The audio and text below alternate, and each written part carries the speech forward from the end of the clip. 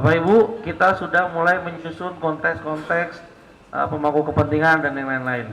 Kita lanjut materi selanjutnya, penetapan kategori risiko. Untuk memudahkan Bapak Ibu melakukan pengelolaan risiko, maka perlu baiknya kita melakukan yang namanya pengkategorian atau pengklasifikasian, ya, untuk risiko tersebut. Penetapan kategori risiko bertujuan untuk menjamin agar proses identifikasi, analisa, dan evaluasi risiko dapat dilakukan secara komprehensif untuk menetapkan kategori risiko SPBE. Ya, identifikasi, pernyataan, dan kategori. Identifikasi sumber risiko, pendekatan dari bisnis proses, pendekatan dari hasil evaluasi, dan audit internal. Ini maksudnya dalam melakukan identifikasi sumber risiko, Bapak Ibu punya 3 cara. Ya, cara pertama Bapak Ibu pelajari bisnis prosesnya. Ada yang di sini OPD-nya nggak punya bisnis proses? Hah? Kalau nggak, kalau ada, mending tutup. Artinya nggak tahu apa yang mau dikerjakan, betul ya? Artinya dengan bisnis proses yang Bapak Ibu punya, pasti Bapak Ibu menemukan resikonya apa. Ya, bahkan pelatihan ini aja kita sudah bisa menentukan banyaknya resiko. Ya, misalnya ketersediaan baterai, kalau memang baterainya tidak ada, ketersediaan ruang pendingin, ya, ketersediaan kursi, kalau ternyata kursinya kurang jumlahnya, ya, meja, itu semua risiko dari bisnis proses yang bisa kita identifikasi. Ya, rumah sakit pasti ada, BPBD pasti ada, Dinkes ada, Disnaker ada, pasti semua ada bisnis prosesnya. Berarti semua bekerja. Namanya bekerja pasti ada resiko. Sederhananya seperti itu. Ada pekerjaan yang nggak ada resikonya? Hah? Tidur aja tiba-tiba bisa mimpi langsung kaget, jantungan, meninggal kan? Nggak bangun-bangun. Nah, resiko. Semua pasti ada resiko. Karena apa? Karena kita hidup, Bapak Ibu. Kalau udah nggak ada resiko, artinya kita sudah is dead. Ya, is dead, game over. Ya itu udah nggak ada resiko. Ya, kalau selagi nyawa masih ada gitu ya, hayat masih dikandung badan gitu, pasti akan harus selalu ada resiko. Ini yang kedua, pendekatan melakukan hasil evaluasi. Pendekatan dari hasil evaluasi bisa saja Bapak Ibu pernah melakukan evaluasi SPBE. Ada yang tahu di sini kemarin hasil evaluasi SPBE-nya seperti apa? Saran-saran pemasukannya seperti apa? Ada yang tahu? Pernah baca? Kalau belum, maka saya menyarankan Bapak Ibu setelah ini tolong minta kepada penanggung jawab SPBE tahun kemarin atau terakhir, minta laporan hasil evaluasinya seperti apa, ya, karena dari situ Bapak Ibu sudah bisa mempelajari resikonya apa saja, gitu. Apakah dari sisi SDM-nya, sistem kerangka kerjanya, perangkat atau infrastrukturnya, teknologinya kah, ya. Kalau nggak ada, nanti mungkin Pak Afrizal boleh bantu ya, kan sudah pernah terlibat di SPBE ya, ya. Dan Bu Lis lah sebagai ketua kelas kan harus ada tanggung jawab. Nah, nanti tolong Bu Lis koordinir, minta hasil evaluasi SPBE tahun kemarin terakhir kali, ya, supaya kita bisa mempelajari risiko tadi. Oke, berat ya Bu Lis ya jadi ketua kelas ya. Tenang Bu, saya berusaha nanti kasih reward. Nah, yang ketiga Bapak Ibu, pendekatan melalui audit internal. Nah, kalau pendekatan audit internal ini dari tempatnya Pak Ferry. Pak Ferry melakukan kepatuhan atau pengawasan tadi, dilakukan audit. Wow, ternyata kalau di sub komputernya nyalanya 24 jam nggak dimatiin. Nah, ini bisa jadi rusak. Kalau rusak berarti nanti ketika mau dipakai untuk melayani masyarakat nggak bisa. Resiko ya? Resiko. Terus ada lagi, pas datang ke kantornya Pak Dios, ternyata saya dilihat kok yang di komputer pelayanan bukan Pak Dios, tapi ataupun teman-teman yang lain. Ternyata anak-anak yang masih magang, belum pernah di training. Resiko nggak? Resiko. Salah memproses layanan. Betul ya? Ada lagi, misalnya ke tempatnya Bu Mary, ternyata komputernya nggak dikunci. Saya bisa lihat ada WA-nya Bu Mary, aplikasinya lagi dibuka. Resiko ya? Saya iseng kan resiko ya? Hapus datanya segala macam. Jadi bisa melalui pendekatan secara audit internal. Nah, yang bisa melakukan audit internal seyogyanya adalah yang punya fungsi sebagai kepatuhan, yaitu di tempat Pak Ferry ya, inspektorat. Makanya nanti kalau memang ada yang serius SMKI, kemudian nanti ada pelatihan auditor, saya sangat menyarankan keterlibatan inspektorat, tidak hanya Diskominfo dan dinas-dinas lain yang berminat di dunia auditor untuk mengikuti pelatihan tersebut supaya bisa menjadi auditor internal. Ya, yang paling elegan sebenarnya adalah inspektorat, tapi yang lain juga boleh terlibat. Ya, dan kalau di ketentuannya inspektorat itu sebagai ketua audit.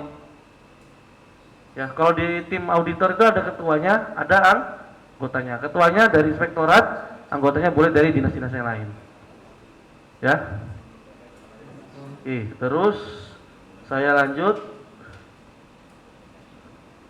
Nah, kalau pendekatan bisnis proses seperti ini, ada kebijakan, tata kelola, dan evaluasi.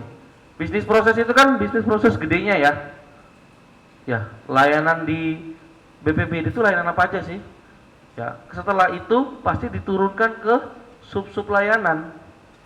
Ya, filosofinya atau analoginya mirip kayak organisasi struktur organisasi Bapak Ibu. Ada SKPD, OPD besar, kepala dinas. Kemudian dia punya bawahannya, yaitu adalah kepala bagian atau bidang yang menangani layanan-layanan. Dipisah-pisah ya, betul ya? Betul? Makanya ini dipisah-pisah. Di sini ada sub bisnis prosesnya, ada terkait draft kebijakan sama evaluasi kebijakan. Ya, ada kemudian penetapan dan penerapan kebijakan, penyiapan draft kebijakan. Kalau kebijakan ini berarti tempatnya Bu Mary ya, nanti disusun di sana. Artinya kalau pakai sub bisnis proses kita lihat di OPD kita bisnis proses. Nah, kalau kita bingung, berarti Bapak Ibu masih bingung dengan bisnis proses OPD-nya. Belum mengenal OPD-nya seperti apa. Tempatnya Bu Ocha, bayangkan itu gabungan dari banyaknya sub bisnis proses itu. Ada sub bisnis proses perindustrian, ada perdagangan, ada UMK, ada koperasi, ada aja. Banyak kan? Nah, nanti pasti punya kabit masing-masing ya Bu ya. Untuk yang di UMK kabit sendiri, perindustrian ada sendiri, perdagangan ada kan? Nah, itu adalah sub layanannya. Karena ya kalau dibilang itu berbeda ya, UMK dengan perindustrian mungkin ada kesamaan tapi punya perbedaan. Orang kementeriannya aja beda ya, UKM dan Kementerian Perindustrian. Oke, ya kalau masih bingung dengan bisnis proses atau pembentukan dari bisnis proses, berarti tolong kenali OPD Bapak Ibu sekalian, apa yang ada di sana. Ini tahapan penyusunan draft kebijakan sistem pelayanan elektronik, identifikasi, penyusunan tim rumus, penyusunan naskah, pembahasan naskah, ini bisnis prosesnya. Nah, kalau Pak Faruk tadi ada layanan apa Pak? Kalau di Supa dalam memberikan layanan ada layanan apa tadi? Selain itu ke masyarakat? Ekir. Nah, pasti ada prosesnya Pak ya. Pertama ngapain, kedua ngapain, ketiga ngapain. Nah, ini tahapannya dituliskan seperti ini. Ya, ini adalah tahapan-tahapannya. Identifikasi, nyusun tim. Nah, kalau di Disub beda lagi. Ekir tadi berarti ada tahapannya. Di Disnakertrans juga ada kan Pak ya? Disnakertrans, mana Disnakertrans? Ada Pak ya? Perizinan-perizinan di sana? Ya. Mungkin kalau nggak salah kalau mau urus kerja di luar negeri itu pakainya dari Bapak ya, perizinan gitu ya. Nah, itu kan ada juga tahapan-tahapannya yang dilakukan. Oke. Sehingga kita bisa menetapkan kategori risiko berdasarkan identifikasi sumber risikonya. Ya. Apakah sistem pendukung layanan TI, sistem bisnis utama, dan sistem pendukung non teknologi informasi. Ini pendekatan bisnis proses layanan TI. Nah, ini kalau di Diskominfo kan ada bidang pengembangan aplikasi atau Aptika ya di sini. Berarti dia punya proses. Ngapain aja? Pertama harus bermohon nota dinas kah? Ada yang pernah pakai Pak atau bermohon kepada Kominfo sini minta bikinin aplikasi? Belum. Ya, untuk itu Bapak Ibu yang butuh aplikasi silakan hubungi Pak MID dengan senang hati, gitu Pak ya. Oke, siap. Wah, iya Pak, harus siap Pak. Apalagi Prakom ya Pak ya. Melayani sampai sengklih ya. Oke. Sampai ini tahapan dalam pengembangan sebuah aplikasi. Nah, kalau sudah tahapan-tahapannya, maka Bapak Ibu bisa gambarkan di sini. Oke, gambarkannya apa? Yang pertama, kita kalau di pengembangan aplikasi, indikatornya apa? Indeks SLA aplikasi yang dikelola. SLA itu apa? Service Level Agreement atau kepuasannya ya. Bisnis proses L0 itu tahap 1, pengelolaan layanan TIK, pengembangan aplikasi, sumber risikonya kalau kembangin aplikasi apa aja? Ya, desain aplikasi database. Bisa nggak itu jadi risiko? Bisa. Pas mau bikin aplikasi ternyata desainnya nggak menyeluruh. Ada yang kelewat. Akhirnya ketika udah jadi, orang tiba-tiba bilang, Pak ini ketinggalan. Enak kalau soal cuma ditempel. Ngerubah lagi kan aplikasinya. Nah, kalau udah yang kayak gitu, buat saya tamat aplikasinya, bongkar pasang. Nggak jadi. Saya punya pengalaman seperti itu. Makanya penting ketika dalam mengembangkan aplikasi, desain dan perancangan itu sepele tetapi menjadi hal yang paling utama. Ya, buat di dinas lain juga sama.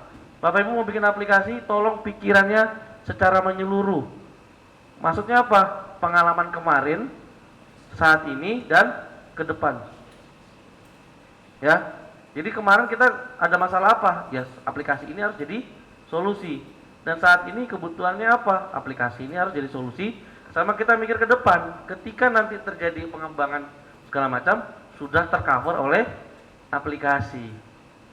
Yang paling banyak orang ketika bikin aplikasi baru nyoba, baru make, terus baru kerasa. Betul? Ada yang kurang di sini. Makanya ketika dalam mengembangkan aplikasi, selalu saya sampaikan kepada setiap orang yang bikin aplikasi itu kayak tukang bangun rumah. Jadi kalau rumahnya wis jadi kayak ngene gedungnya, sampean minta tolong direnov, dirubah lagi, WC-nya nggak di sini, apa yang terjadi? Dirubuhkan lagi kan, dijebol lagi. Emang main jebol aja? Enggak, kamar mandi itu ada saluran apa? Pembuangan, saluran air. Itu urat-uratnya aplikasi harus dilurusin lagi. Repot makanya. Paling penting adalah perencanaan diri awal. Sama juga ini kalau ini di Diskominfo ya. Silakan ke Bapak Ibu pasti punya layanan yang lain. Oke, ambil contoh. Saya ambil contoh. Tadi di DLH layanannya apa aja Bu? DLH lingkungan hidup. Sing paling elok apa itu Bu?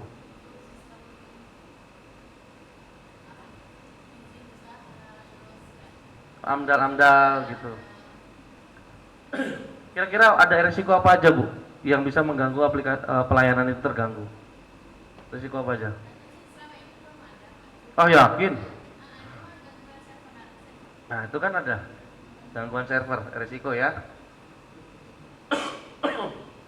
Tapi kalau nggak ada maksudnya kalau selain server aman-aman aja. Yakin?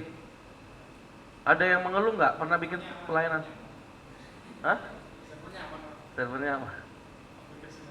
Misalnya ada yang ngeluh nggak masyarakat kok izinnya lama? Biasanya perizinan itu isunya lama. Komplain pelanggan.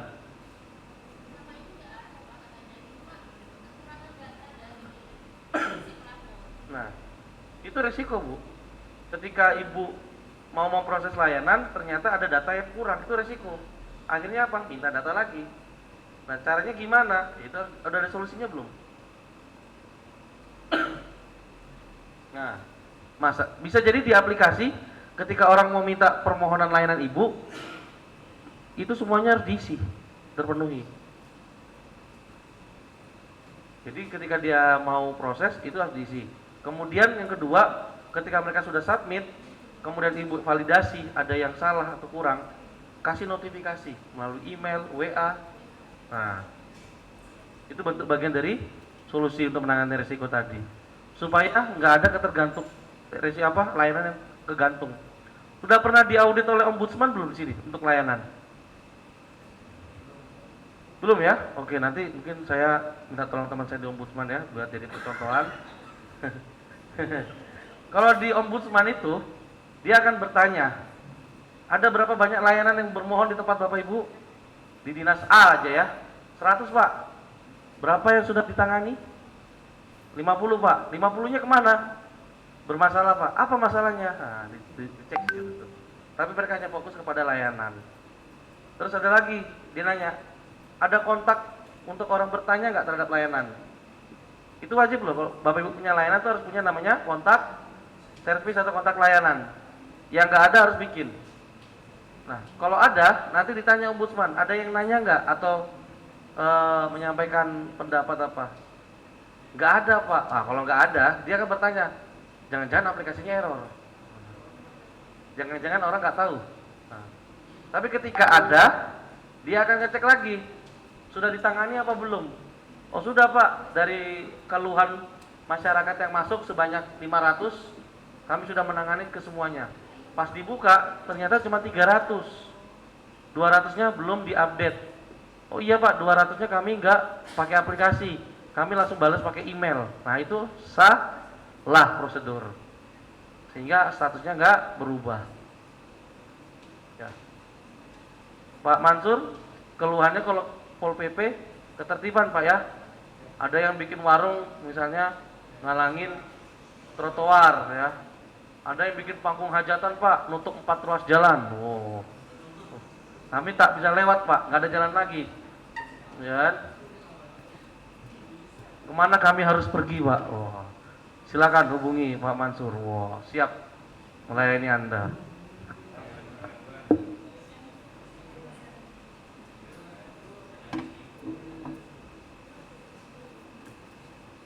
Ya, bisa kebayang ya Bapak Ibu ya.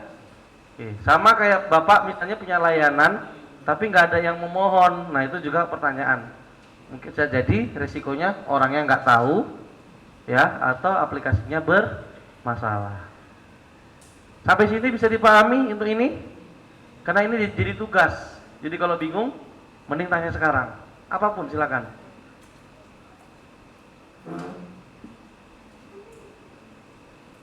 Bingung? Hah? Bingung? Ibu mau bingung yang mana? Yang mana silakan. Kalau yang L0 ini adalah turunannya yang paling awal, level 1 lah. L0 itu, level 0 paling awal. Kemudian dia bisa diturunkan ke sini. Kalau bicara struktur lebih enak ini. Ini kabit, kasubit. Nah. Gitu ya. Oh, di kabit Aptika punya kasubit apa aja? Oh, ada kasubit untuk pengembangan, kasubit pengujian, kasubit apa, kasubit apa.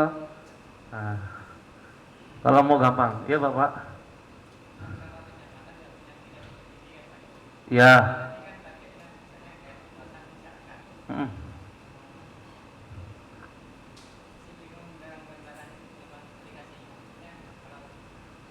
Layanan, ini bukan aplikasi, layanan elektronik. Nah, tidak hanya aplikasi.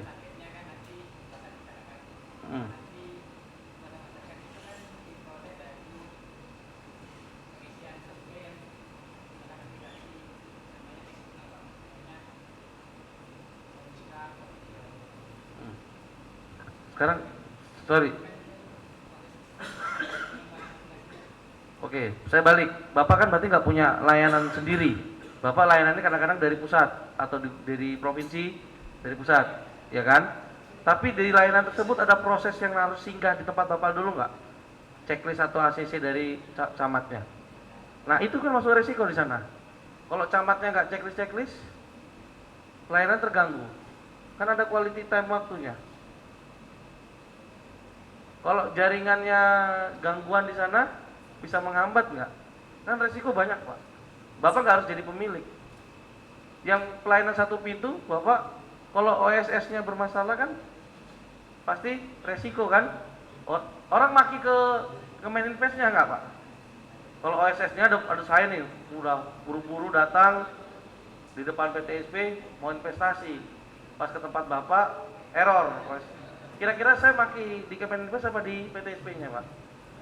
Nah, berarti kan resiko Bapak. Harus bikin solusinya seperti apa? Misalnya ketika terjadi kejadian, berarti supaya tidak terulangi lagi bagaimana? Kita bisa saja mengadakan rapat atau kita notice ke pemilik aplikasinya.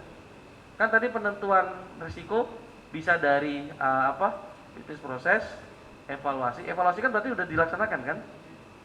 Pak, OSS setelah kita evaluasi sebulan itu kalau kita hitung jadi hari kurang lebih 4 hari Pak itu tidur OSS-nya atau error. Ya, kita harus nyampaikan kan, gimana supaya itu tidak 4. Oh Pak, supaya lebih ini mungkin nanti perlu taruh server Pak di tempat PTSP Sampang jadi backup server.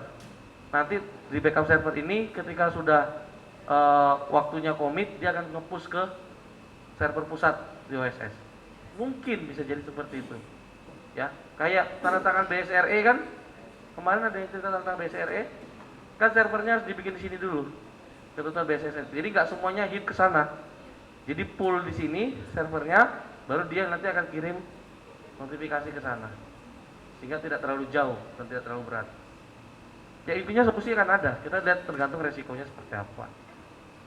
Ya, atau bisa jadi camatnya nggak pernah diajarin aplikasinya. Resiko kan? Salah klik, resiko nggak? Resiko. Cuma nanti kita lihat resiko mana yang harus kita tangani. Karena kalau kita bicara semua resiko kita tangani, mabuk Bapak Ibu, ya. Kita pilihnya berdasarkan apa? Nilainya.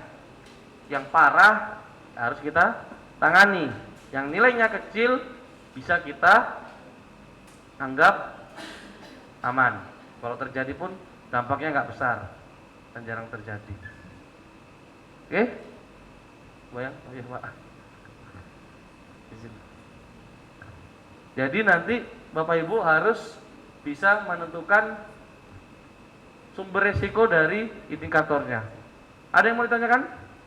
Mungkin dari OPD-nya terhadap pelayanannya? Silakan.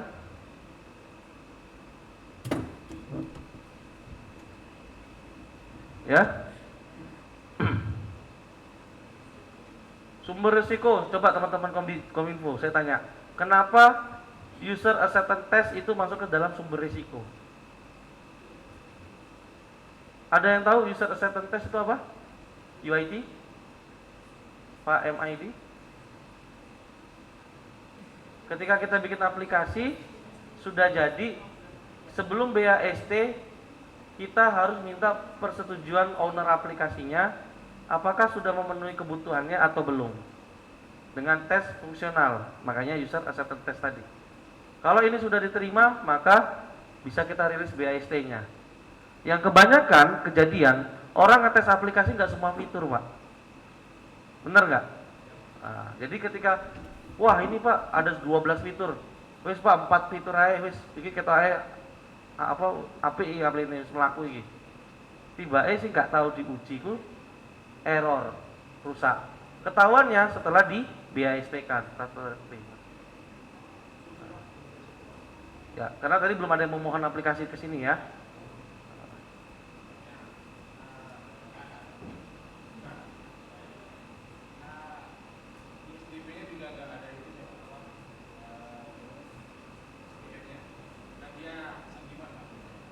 Oh, Sandiman. Tapi sini ada Prakom kan? Pengembangan aplikasi. Kalau keamanannya sih, dia kan ada yang infonya itu ke Sandiman. Keamanan. Yang untuk ngecek aplikasi. Oh, testingnya. Oh. Sebenarnya Prakom bisa juga. Iya kan ada di juknisnya Prakom kan ya, untuk pengujian. Mulai dari penyiapan data uji, pelaksanaannya, skenario-nya. Oh di sini ya? Oh ke Sandiman.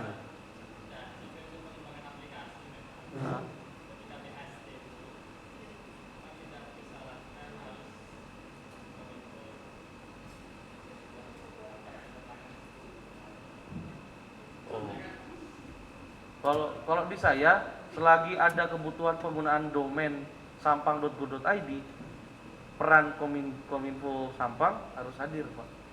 Karena kepatuhan terhadap, kecuali kalau dia nggak pakai sampang.go.id ya, dan itu juga sebenarnya menyalahi aturan. Karena aplikasi resmi dinas harusnya pakai domain yang jelas, biar kan dibilang spamming, ya kan, data-datanya juga aman. Kalau di sini ada yang langsung IP public. Apa? Public. Pakai IP public, jadi masukin angka gitu, nggak pakai domain name server. Bukan hosting di sini. Oh, nggak apa-apa kalau hosting di luar. Di luar. Kan itu istilahnya kan kita co-location kan, naruh server sana Ini bukan dari kita. dari ISP. SP-nya mereka. Oh, Cuma dipakai untuk apa? Untuk ASN. oh gitu. Nggak punya kontrol. Sekarang masih belum. Wah, tuh nanti perlu dikaji itu. Ya. Oke. Ini contohnya pendekatan bisnis proses, pendekatan aplikasi. Nah, kalau pendekatan hasil evaluasi, tadi jelas ya, setelah kita melakukan evaluasi, kita bakal ketahuan masalah-masalahnya apa saja. Ya, yang tadi tiba-tiba tanda tangan camat itu kok bisa sampai berhari-hari. Nah, camatnya kelupaan. Oke, sistemnya kita rubah. Ketika sudah ada permohonan masuk ke camat, ada notifikasi, push notification ke camatnya. Bisa pakai WA, bisa pakai email atau push aplikasi. Oke. Di tempat saya presensi orang nggak neken jari, 10 menit sebelum itu langsung WA masuk. Anda belum melakukan absen. Diingetin di WA. Kenapa? Karena dulu banyak orang lupa, saya nggak tahu ya. Masih muda-muda kok lupa-lupa terus ya. Kantor-kantor saya itu nggak absen, ternyata bilang, Pak lupa Pak, tolonglah Pak, kasihani, manusiawi gitu katanya. Akhirnya kita bikinkan notifikasi, nggak bisa lagi lupa, ya kan? Pak tolonglah apa itu bocah WA-mu? Kenapa kamu abaikan? Ada WA, Anda belum absen, 10 menit lagi absen mau close. Aman kan? Nah, aman. Terus kalau ada yang kejadian gitu gimana? Potong. Terasa kejam, tapi itu memang kita lakukan untuk kemaslahatan bersama Bapak Ibu. Artinya kita melakukan reformasi birokrasi, penilaian RB-nya bagus, nanti ada kemungkinan tunjangan tukinnya ya itu naik. Ya, ini perencanaan pengelolaan SPBE, pengelolaan, penilaian, lalu hasil evaluasi. Nah ini kalau hasil evaluasi SPBE kan ada nilainya nih. Ya, pernah lihat ini nggak nilai SPBE Bapak Ibu? Ini kan contohnya 3,65, kebijakannya berapa, kebijakan layanannya berapa. Ya, jadi PR Bu Lesti besok atau pokoknya setelah ini teman-teman sudah bisa mengakses ini. Silakan Bu Lesti gunakan sumber dayanya dengan teman-teman yang lain mencari hasil evaluasi SPBE ya. Supaya apa? Supaya lebih komprehensif. Kita nanti mempelajari apa yang kurang dari Sampang kemarin. Ya. Nah, kalau dari pendekatan hasil evaluasi, kita bisa tahu tuh indikatornya apa, item penilaiannya apa, sub itemnya, lalu sumber risikonya. Enak, karena sudah ada di hasil evaluasi. Nah, identifikasi sumber risiko melalui audit. Nah, ini tepatnya Pak Ferry sebagai unit kepatuhan. Ya, pengelolaan SPBE, audit SPBE, lalu hasil evaluasi. Sudah pernah melakukan audit SPBE, Pak? Sudah? Nah, ada hasilnya ya, laporan hasil audit LHA. Nah, itu bisa kita gunakan untuk masuk ke dalam sini. Yang nilai-nilainya tidak memenuhi atau masih di bawah standar, maka perlu kita masukkan. Ini contoh indikator penilaian evaluasi sistem pembayaran berbasis elektronik. Item penilaiannya adalah dokumentasi SPBE. Karena menurut hasil audit, dokumen-dokumennya banyak yang kurang. Sub itemnya ketersediaan dokumen. Pas ditanya dokumennya mana? Ada Pak, ada di mana? Ada di mana-mana. Ya. sudah diisi formnya, diisi Pak setiap melakukan backup. Jadi kalau melakukan backup itu nggak hanya cuma backup ya, Bapak Ibu harus isi form laporan. Telah melakukan backup oleh siapa, si fulan, aplikasi apa, besarannya berapa, tanda tangan. Harus seperti itu. Ribet. Kalau Bapak Ibu bilang ribet, maka percayalah niscaya kita akan tergantikan oleh AI. Karena AI bisa melakukan itu.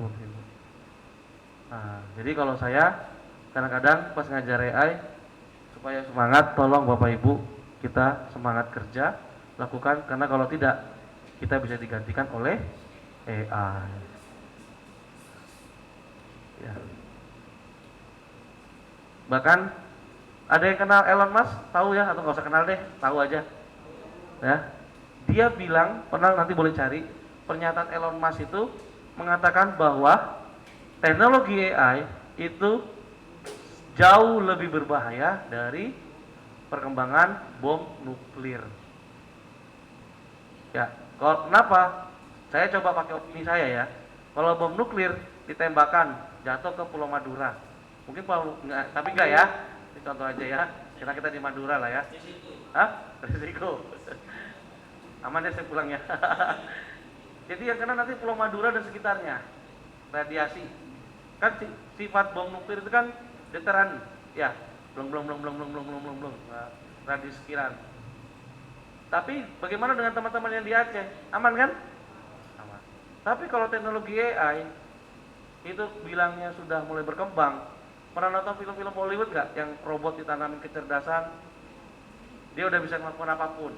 Akhirnya ilmuannya konyol ya, karena dia merasa sangat cinta dengan robotnya, ditanamlah namanya empati. Yang nggak punya AI, yang robot nggak punya.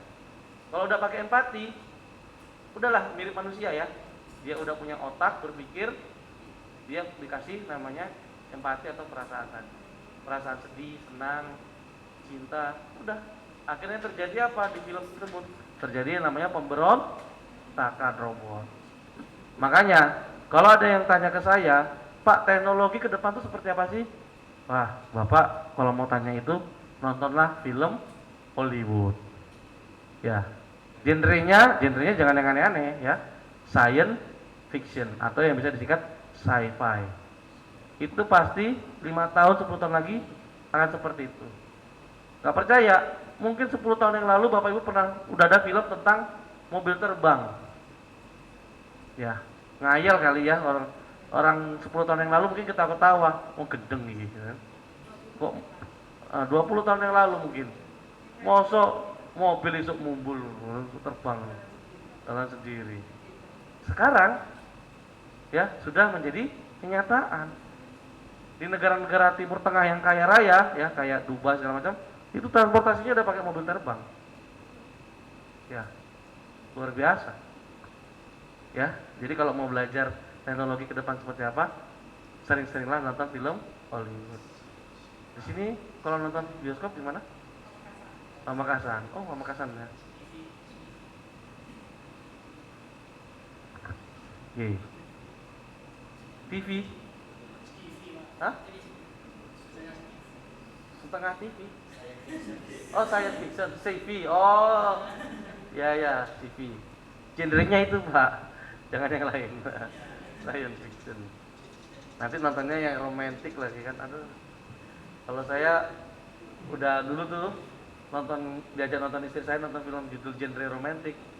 Saya nggak suka Pak, nggak suka nontonnya. Kenapa? Karena kalau pulang tuh berantem.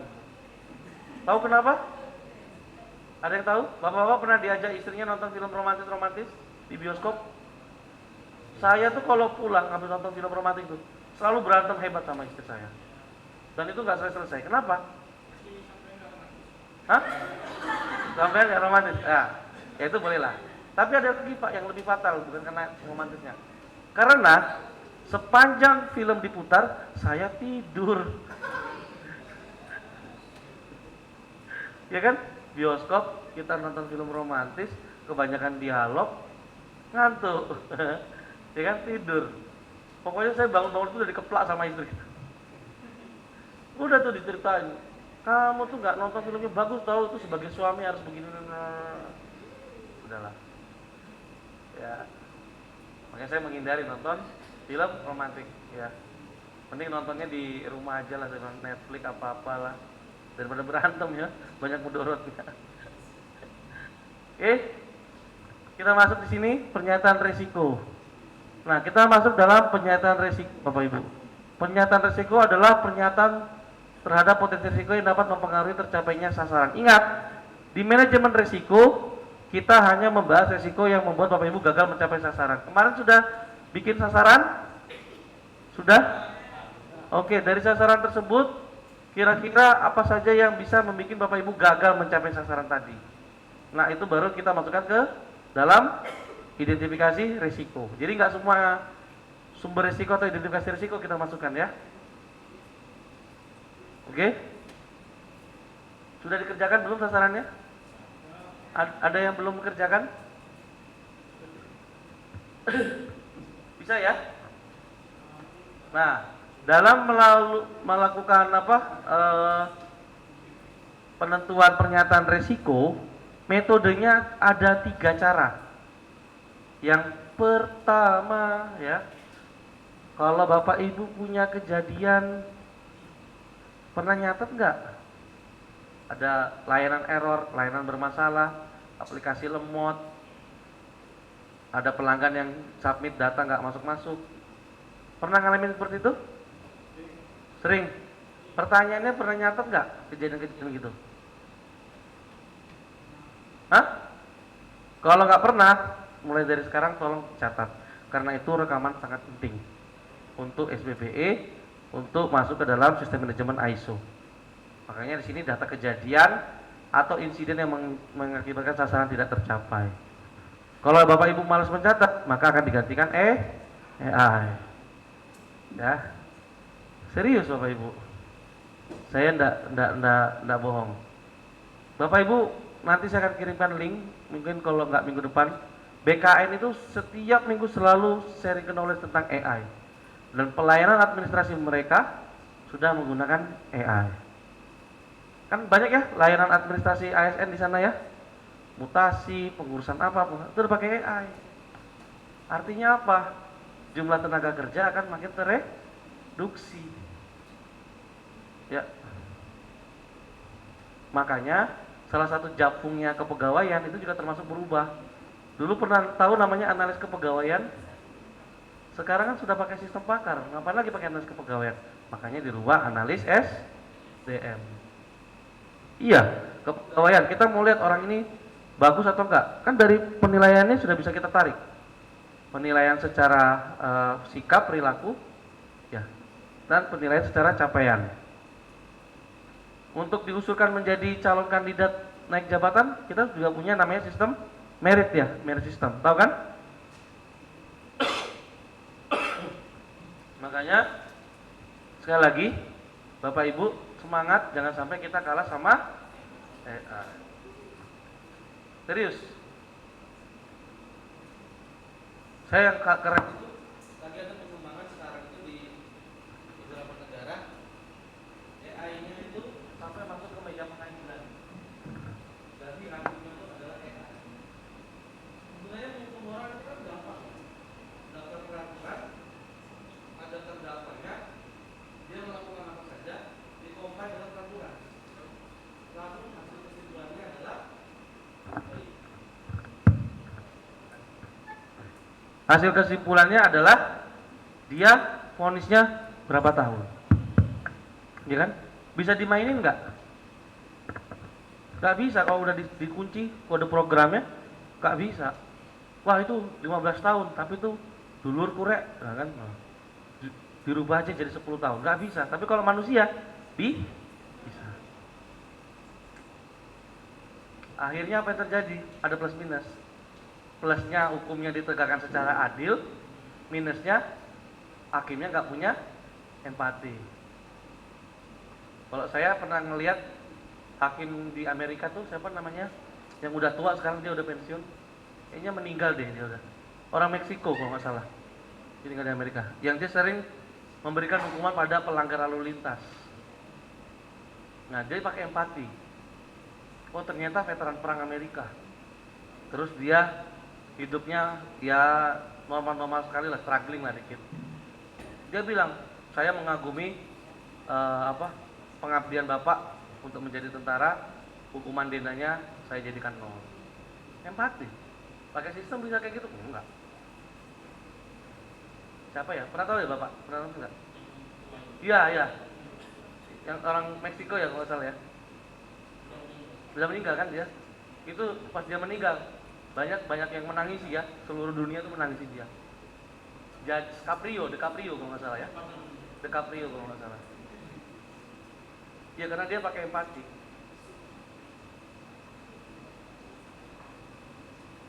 Oke.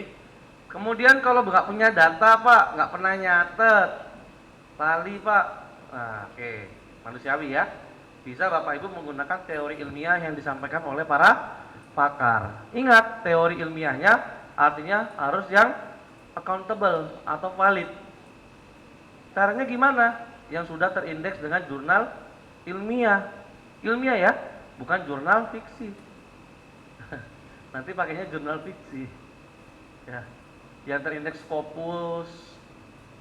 Ya, nanti yang suka-suka buka Google Scholar atau yang dari universitas-universitas, yang dari ITS, Unair, ya. Itu bisa pakai teori ilmiah yang sudah divalidasi.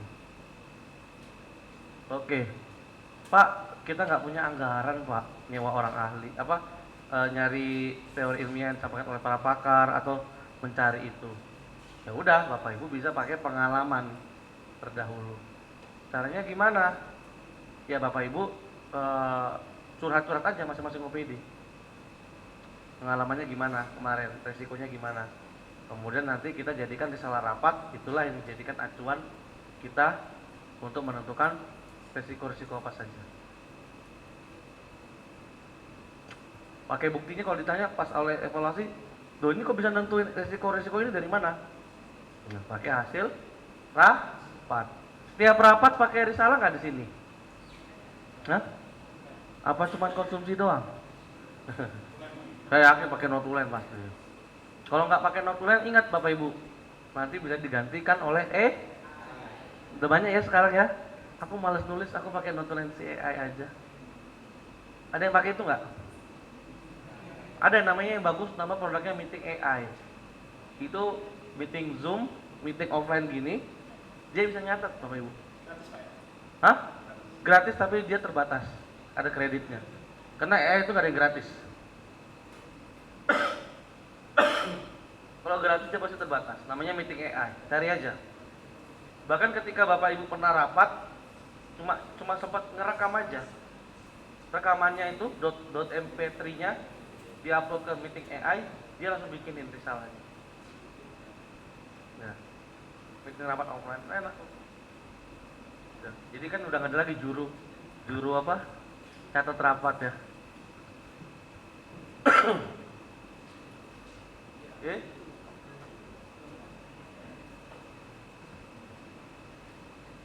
Pernyataan risiko berdasarkan bisnis proses seperti ini. Indikator L0-nya seperti apa, L1-nya dan sumber risiko. Yang ini tadi kita udah bahas ya, saya udah jelasin kan?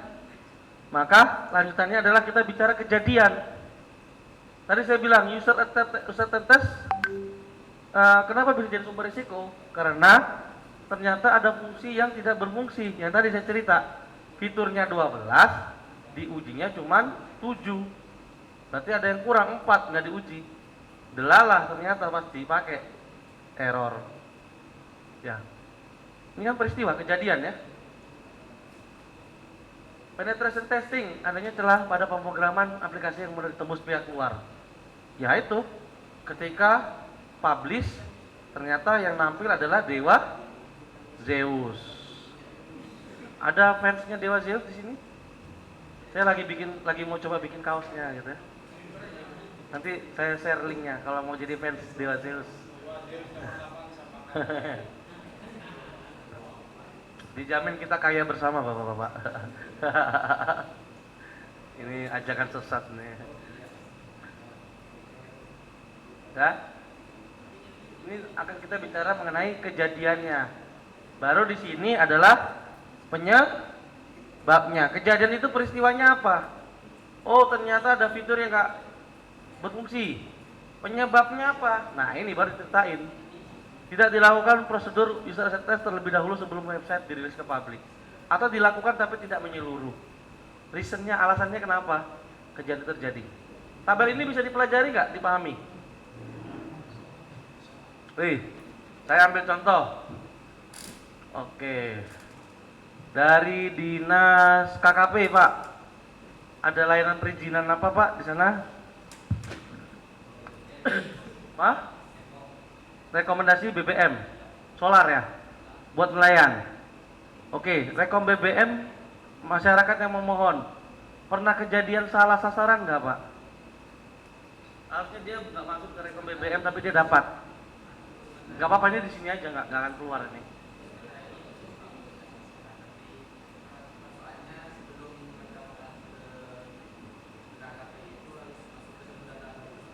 Harus apa? Satu data.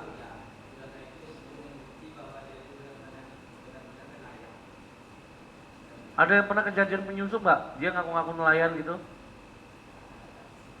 Apa mungkin nggak tahu?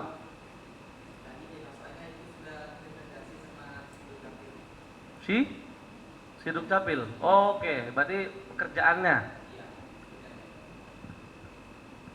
Ada potensi bisa dibobol nggak tuh, Pak? Orang mengaku-ngaku gitu.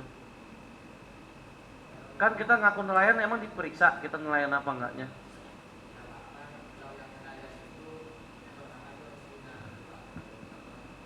Surat apa? Kapal.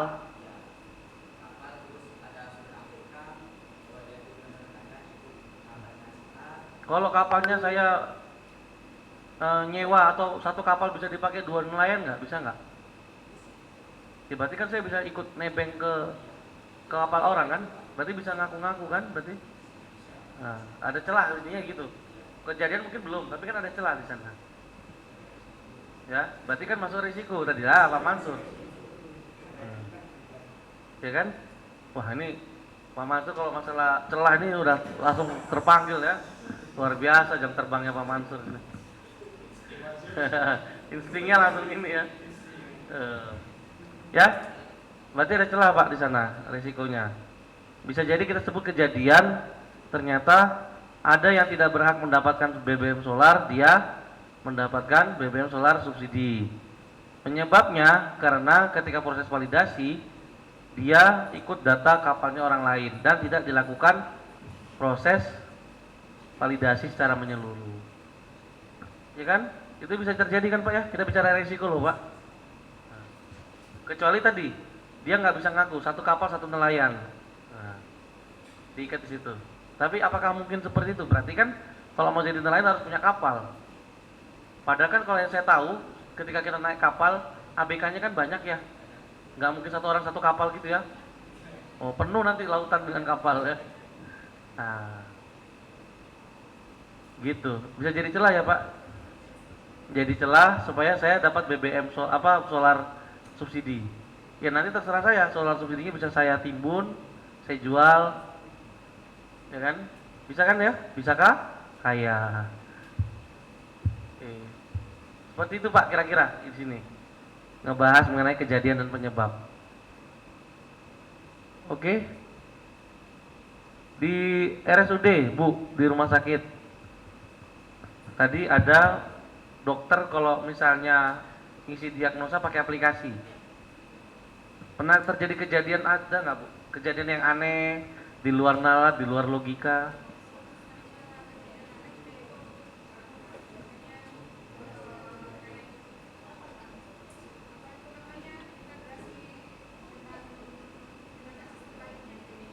Ah. Ah.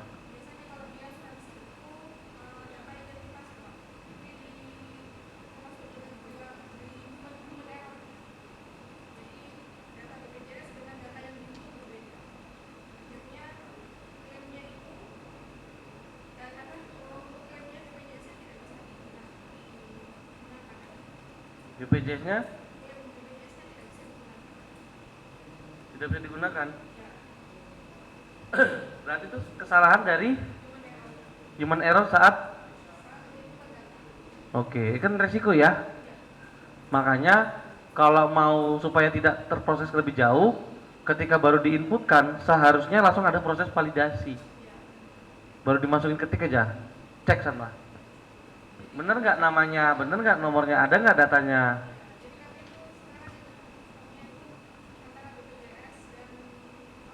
Ya.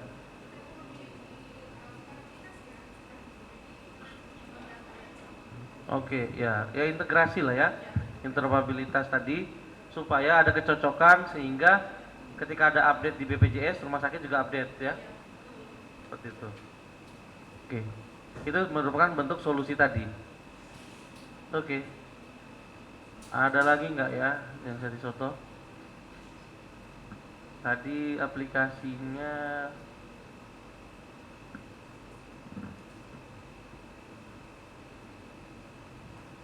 ada yang mau ditanyakan? Cukup? Ini bingung atau bisa dipahami karena ini kan jadi tugas Bapak Ibu? Bingung? Oke. Bulis dari Dinas Hah? Damkar. Oke. Layanannya? Layanan apa kepada masyarakat? Pelaporan Damkar?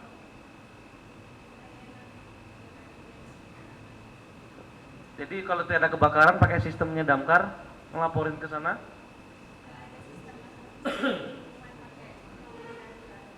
Oke. Nah, kita anggaplah ada sistemnya dulu, ya. Berarti data-data ketika setiap melakukan tindakan pemadaman kebakaran disimpan di mana? Di buku tulis, di Excel. Nggak apa-apa kalau masih terpenuhi, tapi kalau data itu kan bisa ditarik, diolah sehingga bisa dikirim secara real time mungkin kepada bupati, mungkin kepada dinas-dinas lain. Misalnya dia bisa menentukan untuk membuat peta zona bahaya. Bisa ya?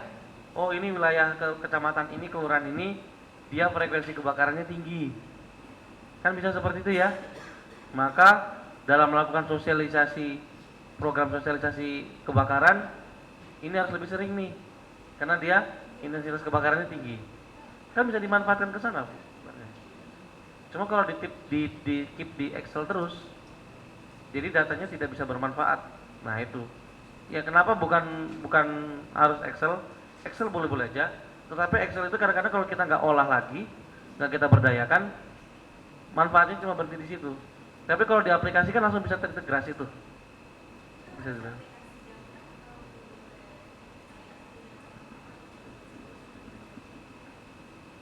Layanannya.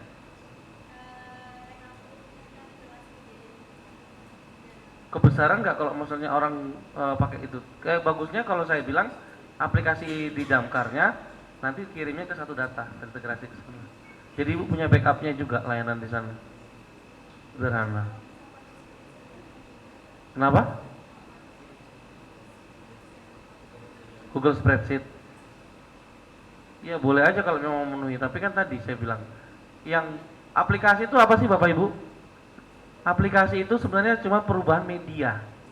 Jadi ketika ada sebuah data yang Bapak Ibu biasanya pakai Excel, pakai Word, terus diganti ke aplikasi, sebenarnya bukan sesuatu yang wah, sama aja.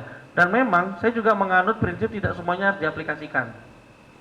Tetapi ketika itu bisa menjadi aplikasi dan datanya nanti bisa diintegrasikan, diolah menjadi sesuatu informasi yang baru, itulah menandakan aplikasi tersebut berhasil, Bapak Ibu.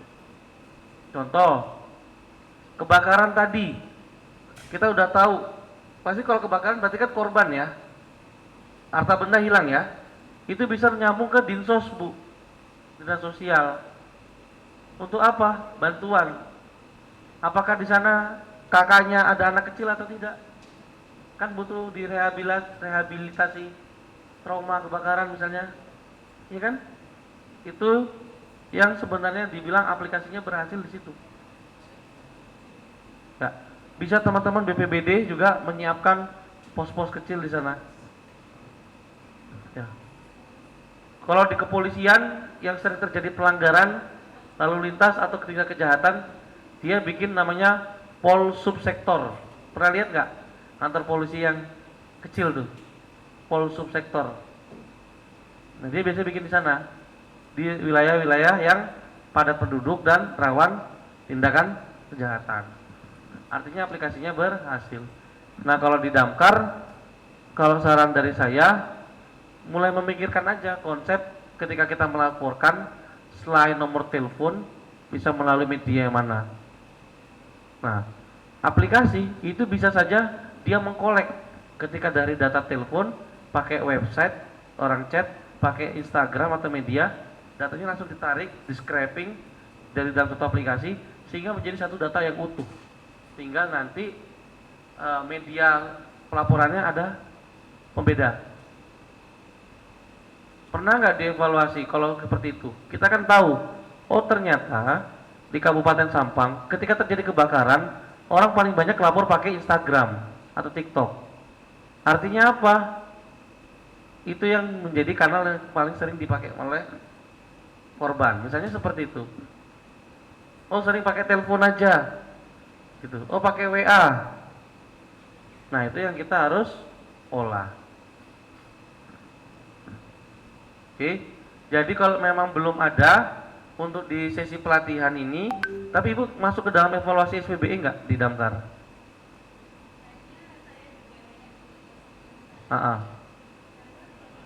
Belum masuk ya, masih dieksekusikan ya.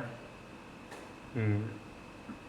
Ya, nggak apa-apa. Ini kan nanti bisa jadi ilmunya kepake nanti kalau Ibu sudah lari ke transformasi digital.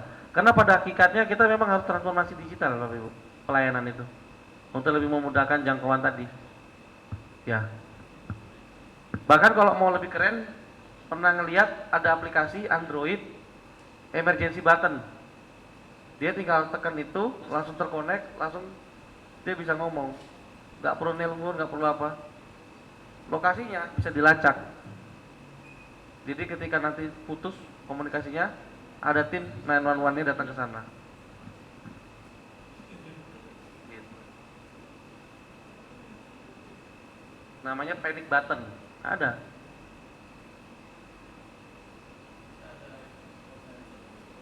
Kenapa, Pak? Ya, kalau call center tadi kan telepon ya, Pak ya. Nah, ada juga tadi saya bilang bikin aplikasi, dia cuma buka aplikasinya terus dia tekan tombol itu, langsung terhubung, bisa ngomong, karena pakai jaringan internet tadi, terus dia lokasinya juga didapatkan, Pak. Tertracking, terdapat. Oke, sampai sini ada yang bertanyakan? Oke, kalau memang masih bingung, lebih baik kita kerjakan, oke? Nanti ini di tabel 3.1, pernyataan risiko berdasarkan bisnis proses. Ini siapa nih? Oke, ini ada sumber risiko. Pernah kehilangan database atau kehilangan data? Ya, selain Bu Ocha kan kemarin cerita ya kehilangan database gara-gara PDN ya Bu ya. Nah ini kan jadi sumber risiko. Kejadiannya kehilangan database, penyebabnya ternyata datanya disimpan di dalam server PDN. Itu risiko ya, kalau data hilang kan wah rugi, banyak kerugian.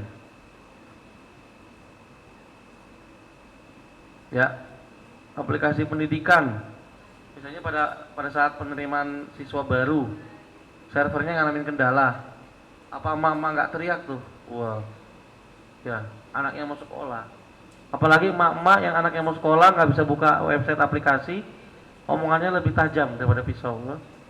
Oh. Oke. Nah ini juga sama ya, ada penilaian sebelumnya, hasil audit dan segala macamnya. Oke, Bapak Ibu, silakan saya minta Bapak Ibu kerjakan tabel 31-nya dulu. Saya kasih waktu ya, biar nanti bisa dipahami. Biar kalau ada pertanyaan, silakan ditanyakan. Dilanjut, ya, kerjakan. Pakai Excel yang tabel form kosong. Isi yang 31-nya. Ya, lanjutinnya dari mana? Dari sasaran Bapak Ibu yang kemarin. ya sasaran MRSPBE. Silakan.